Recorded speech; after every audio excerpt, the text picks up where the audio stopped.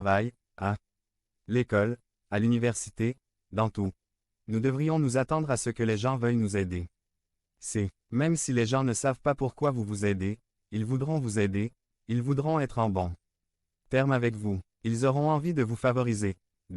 Lorsque vous vivez avec une mentalité favorisée, vous réalisez que les bénédictions ne sont pas des coïncidences. Ce n'est pas de la chance, mais la main du Seigneur dans votre vie.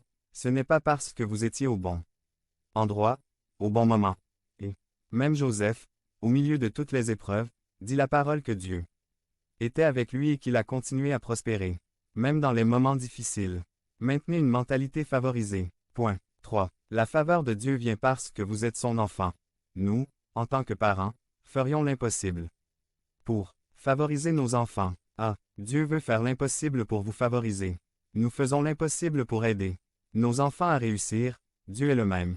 B. Ce que vous étiez dans le passé n'est pas une raison pour cesser de jouir de la faveur de Dieu. Que le diable ne mette pas de pensée de défaite dans votre passé.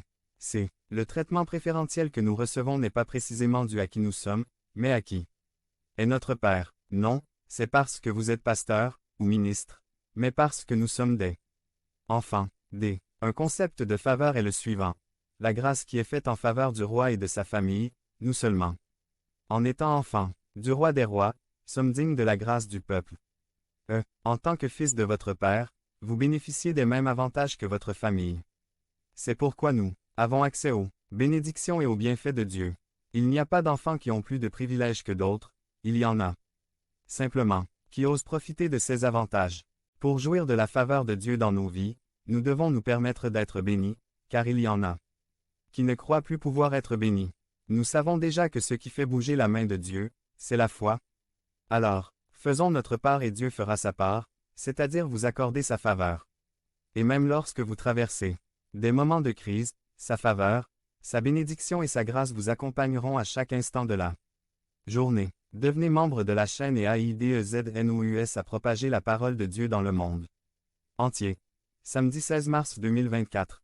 Parlez à Dieu en 5 minutes. Description vidéo. Le péché qui emmêle tout le monde.